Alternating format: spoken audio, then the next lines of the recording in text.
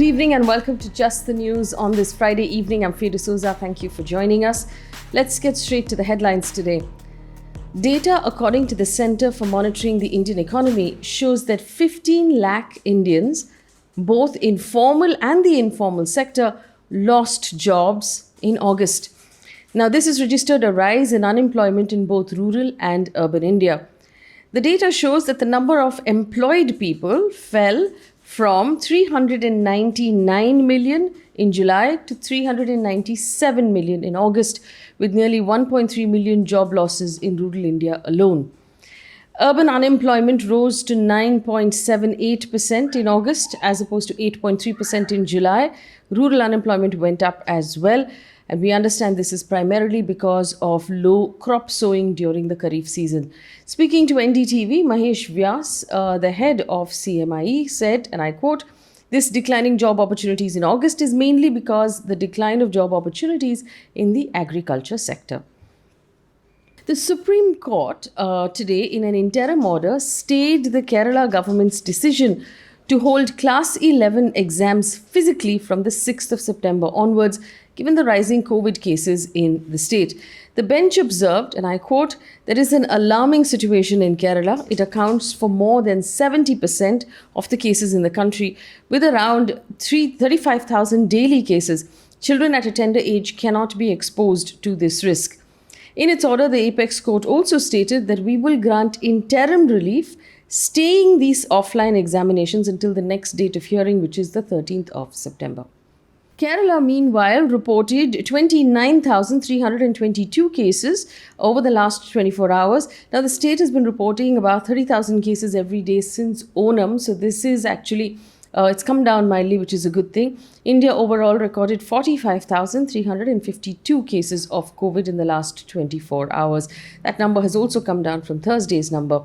Almost 3/4 of all active cases in the country are in Kerala right now. Kerala amounts to almost 6 out of 10 active cases at this point across the country.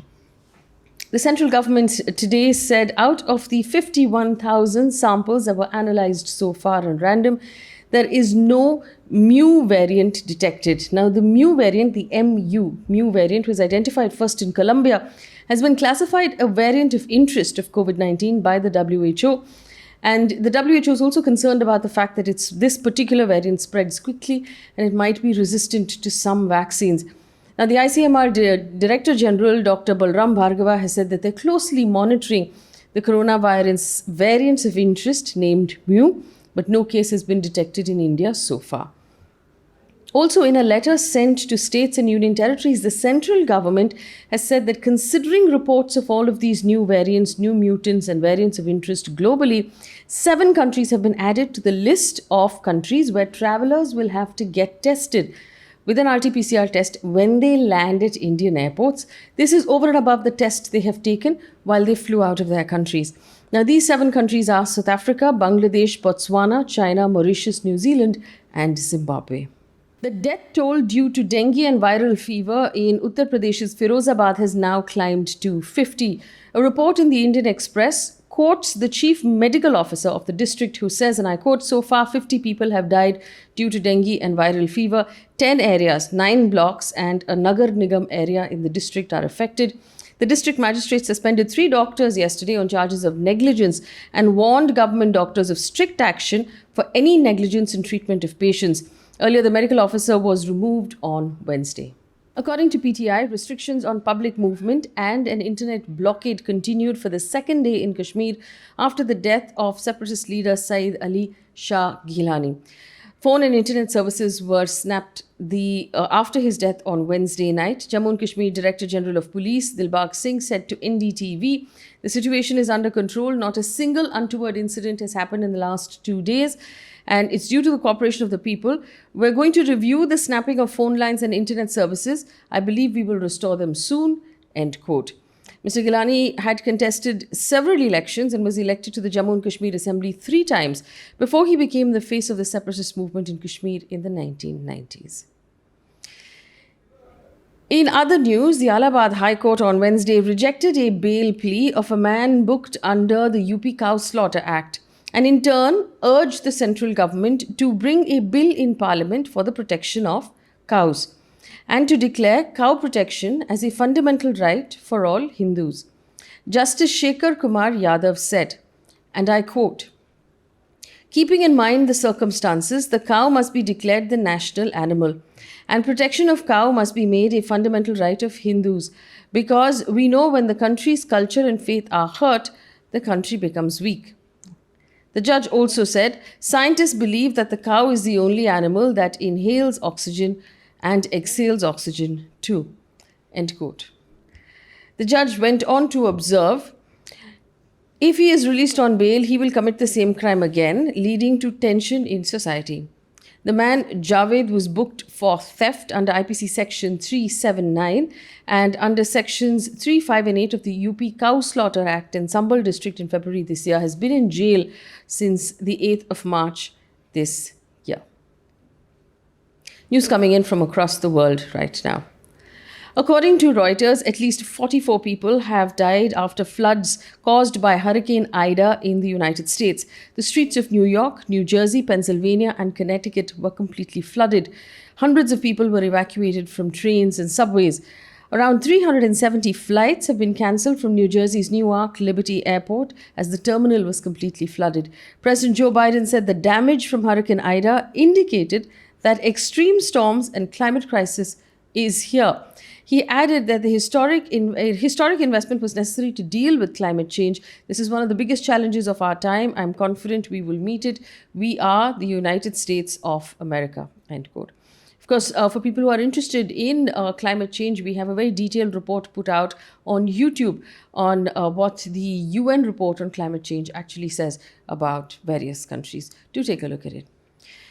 Also in the United States Supreme Court on Wednesday refused to block the Texas anti-abortion law that bans termination of pregnancy after 6 weeks. And this was a majority 5-4 decision of the Supreme Court. Now, this act, which takes effect or has taken effect at midnight on the 1st of September, makes it illegal for doctors to perform abortions if they detect any cardiac activity in the embryo or even fail to perform that sort of test to detect that cardiac activity, even though it's months before the fetus is actually viable. Legal experts have noted that the wording of this law is designed in such a way that it's difficult to challenge it in the courts.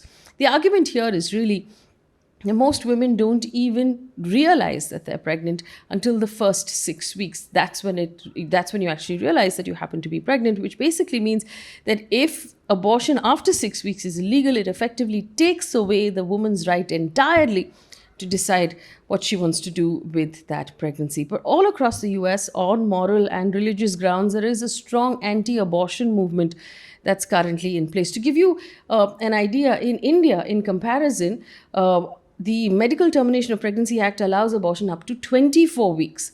In Texas specifically now, that is 6 weeks.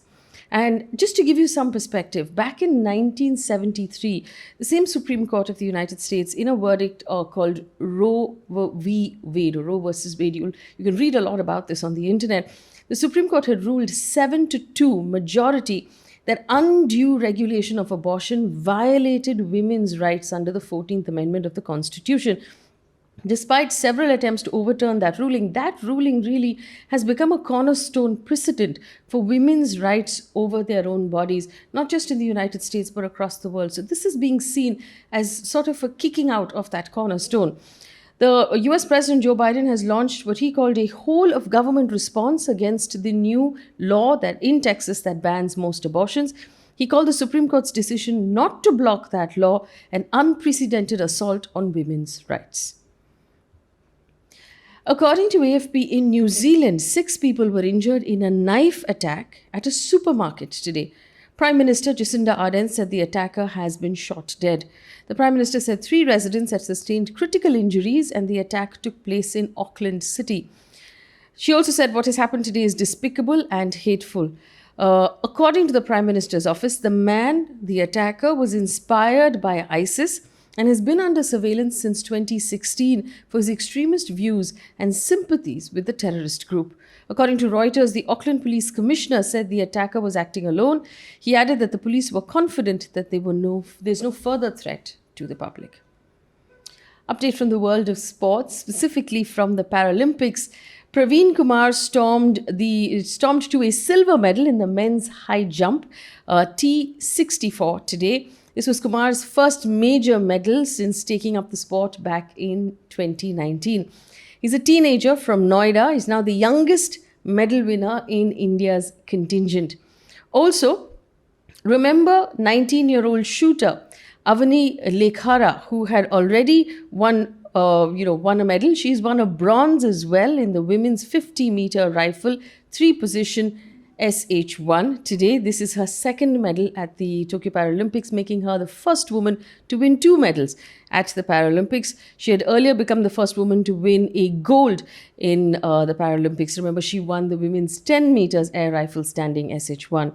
India's total list of medals now at the Tokyo Paralympics is at 12. So that's your good news really for today. And it brings us to the end of this bulletin. Thank you so much for listening. Remember, as we promised, we'll also be putting out an update and a bulletin of the news on Saturday as well to bridge that gap over the weekend.